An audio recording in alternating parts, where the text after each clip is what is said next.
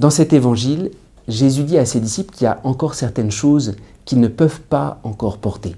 Alors d'abord, une première remarque, dans ce passage, Jésus va à l'encontre de ce que l'on pense spontanément. Nous pensons, si nous avions vécu à l'époque du Christ, si nous avions été en sa présence, on serait tellement fort qu'on pourrait tout porter si on avait rencontré Jésus physiquement. Mais nous, on vient 2000 ans après, donc on est beaucoup plus fragile, on est beaucoup plus loin. Jésus dit l'inverse dans cet évangile. Il dit à ses disciples qui étaient physiquement présents à côté d'eux, « Vous n'avez pas la force de porter certaines choses, mais quand viendra l'Esprit Saint, il vous conduira vers la vérité tout entière. » Nous sommes sous le souffle de l'Esprit Saint. C'est la première chose à entendre dans cet évangile. Ne pensons pas que si nous avions été à l'époque du Christ, nous aurions plus de révélations, nous serions plus forts. D'une certaine manière, Jésus dit l'inverse. Nous sommes à l'âge de l'Esprit Saint, sous le souffle de l'Esprit Saint qui nous est donné en surabondance. Et d'une certaine manière, nous avons plus accès à la présence de Jésus aujourd'hui que les disciples avant l'envoi de l'Esprit Saint quand ils marchaient à côté du Christ. Et c'est la première chose à retenir de cette révélation de Jésus. Ne diminuons pas la situation dans laquelle nous vivons en disant « Ah, je viens 2000 ans après si j'étais à l'époque du Christ ». Non, nous sommes sous le souffle de l'Esprit Saint.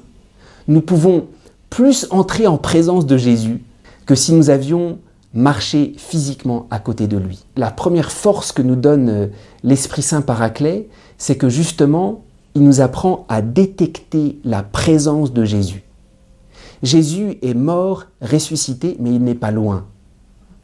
On sait, c'est les disciples d'Emmaüs, sous le souffle de l'Esprit Saint, progressivement, ils ont découvert la présence de Jésus. Et le rôle de l'Esprit Saint, c'est de nous faire découvrir cette présence royale et surabondante de Jésus, même si Jésus s'est dérobé à notre regard, que nous ne le voyons pas, mais il est présent plus que jamais. Alors, quelles sont ces vérités que les disciples n'arrivaient pas à porter, ne pouvaient pas encore porter? La première vérité, c'est la passion, puisqu'ils vont tous fuir, sauf Jean lui-même, le disciple bien-aimé. Donc, il y a beaucoup de choses que vous ne pouvez pas encore porter, c'est la dureté de la passion. Mais plus profondément, c'est l'Esprit Saint ne vous est pas encore pleinement révélé.